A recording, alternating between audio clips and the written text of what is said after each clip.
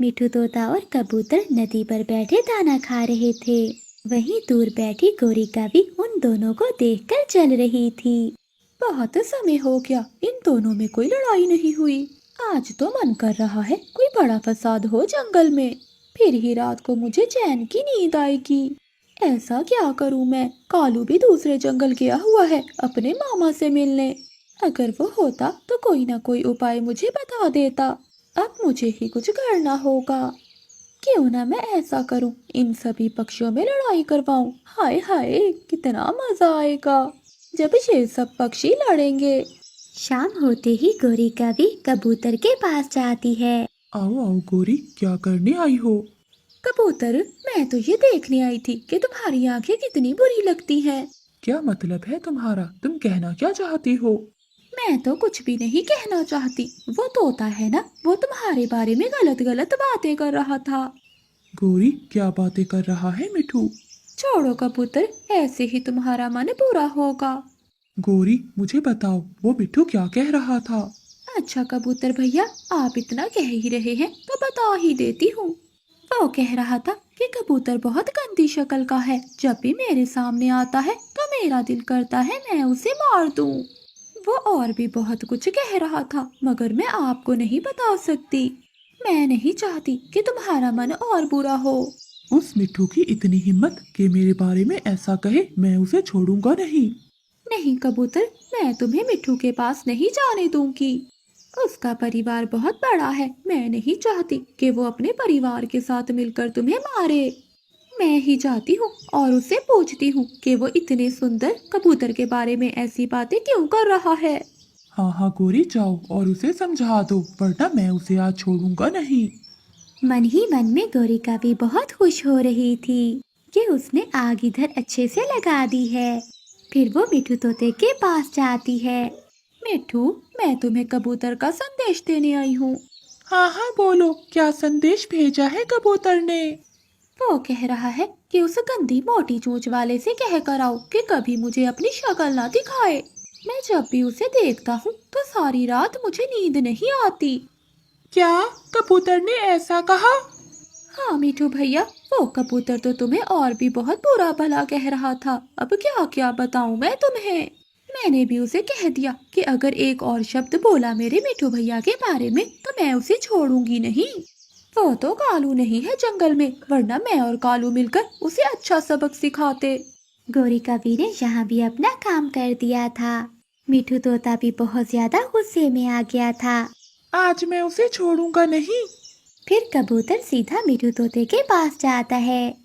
ओए गंदी आंखों वाले कबूतर, क्या बदमाशी दिखा रहे हो? तुम्हारी इतनी हिम्मत कि तुम मेरे घर तक आ गए। अच्छा हुआ आ गए, अब बचकर नहीं जा पाओगे। गौरी का भी जो थोड़ी दूर छुपकर बैठी हुई थी, वो ये सब देखकर बहुत खुश हो रही थी। कबूतर और मिठू तोता आपस में लड़ने लगते हैं। वो एक दूसरे को चोंचे मार रहे थे। वो दोनों लड़ाई खत्म नहीं कर रहे थे। उन दोनों का शोर सुनकर रानू चिड़िया वहां आ जाती है। क्या हुआ? आप दोनों क्यों लड़ रहे हो? आप दोनों तो बहुत अच्छे दोस्त हो। फिर आज क्या हुआ? चिड़िया, ये कबूतर दोस्ती के लायक नहीं है। अच्छा, तो तुम बहुत हो लायक।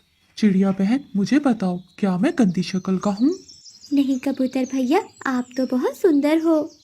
चिड़िया, ये तोता सारे जंगल में मेरे खिलाफ बातें कर रहा है कि मैं बहुत बुरी शक्ल का हूँ, मेरी आंखें गंदी हैं।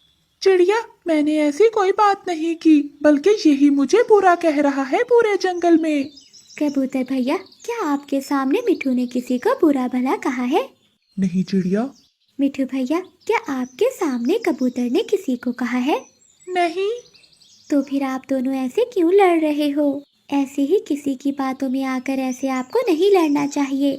जब तक आप अपने कानों से ना सुन ले, आपको किसी की बात का विश्वास नहीं करना चाहिए। चिड़िया बहन, तुम बिल्कुल ठीक कह रही हो, हम भी ऐसे सोचे समझे बगैर ही लड़ने लग गए, हमें पहले सोचना चाहिए था। ऐसे उन दोनों की लड़ाई खत्म हो जाती है। गौरी कावी जो बैठी ये सब कुछ देख रही थी, वो बहुत नाराज हो जाती है। अभी तो मजा आ रहा था, ये रानू की बच्ची न जाने कहां से आ टपकी। लेकिन कोई बात नहीं, मुझे भी गौरी कहते हैं, मैं अपना मजा जरूर पूरा करूंगी। फिर गौरी कभी अपने घर चली जाती है। वो रात को सोचती है कि वो अब ऐसा क्या करे कि जंगल के पक्षियों में लड़ाई शुरू हो जाए। फिर गौरी कभी को एक आइडिया आता है और वो सो जाती है।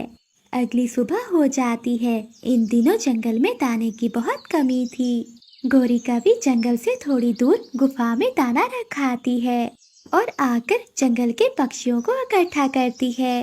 पक्षियों, तुम सब तो जानते हो कि जंगल में दाने की कितनी कमी है। मैं भी सारा दिन दाना ढूंढती रही, पता है। फिर मैं जंगल से बाहर गुफा में गई, वहाँ मुझे ढेर सारा दाना मिला। वहाँ पर अभी भी थोड़ा दाना बचा है। मैंने सोचा कि आप में से भी किसी का भला हो जाएगा। अगर आप में से कोई चाहे तो वो दाना ला सकता है। गौरी की बात सुनकर सभी पक्षियों में दाना लेने की इच्छा हुई। वो सब एक दूसरे के पीछे भागते हैं। रास्ते में रानू चिड़िया बैठी हुई थी। जब वो उन्हें देखती है तो कहती है, ये सब पक्षी कहाँ जा रहे हैं? ऐसे लग रहा है जैसे इनकी रेस लगी हुई हो। मुझे इनके पीछे जाकर देखना चाहिए। आखिर ये सब कहाँ जा रहे हैं? फिर रानू चिड़िया उनके पीछे चली जाती है। सभी पक्षी जाते ही वहाँ लड़ना शुरू कर देते हैं। मैं सबसे पहले आया हूँ, इसलिए ये दाना मेरा है। अरे मिठू, क्या मेरा मेरा लगा रखा है? ये दाना मेरा है, मैं तुम सबसे बड़ा हूँ। गौरी कवि थोड़ी दूर बैठी ये सब कुछ देख रही थी। गौरी कवि तो उनको देखकर बहुत खुश हो रही थी। अरे वाह वाह, कितना मजा आ रहा है। अब लगा है न तीर निशाने पर। यहाँ तो रानू चिड़िया भी नहीं आ सकती इनकी लड़ाई खत्म कराने के लिए। रानू चिड़िया गौरी कवि के पीछे बैठी ये सब कुछ सुन रही थी। गौरी, तुमको शर्म आनी चाहिए ये सब कुछ करते हुए। भला तुम्हें मिलता क्या है ये सब कुछ करके? मुझे शांति मिलती है। आओ आओ चिड़िया, देखो तुम्हें भी बहुत मजा आएगा। गौरी, मैं इतनी जालिम नहीं हो सकती। ये लड़ाई तुमने डलवाई है इन पक्षियों में।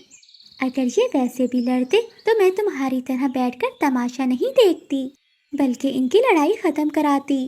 तुम्हारा क्या मतलब है कि ये लड़ाई मैंने डलवाई है? गौरी, मुझे सब पता चल गया है। मैंने तुम्हारी सारी बातें सुन ली हैं। अब मेरी बात भी गौर से सुन लो। दिल को शांति लड़ाई डलवा कर नहीं होती। असल शांति तो प्यार मोहब्बत बढ़ाने से होती है। लेकिन तुम ये बातें कभी नहीं समझोगी। अब तुम जाओ यहाँ से। फिर रानू चिड़िया गुफा के अंदर चली जाती है। आप सब क्यों लड़ रहे हो? अच्छा हुआ चिड़िया, तुम आ गई। अब असल न्याय तुम ही करोगी। तुम ही बताओ ये दाना किसका है? चिड़िया, कबूतर को अब तुम ही समझाओ कि ये दाना मेरा है। आप सब खामोश हो जाएं। आप मुझे ये बताएं, आपको यहाँ भेजा किसने है? हमें दाने के बारे में गौरी कवि ने बताया था। गौरी ने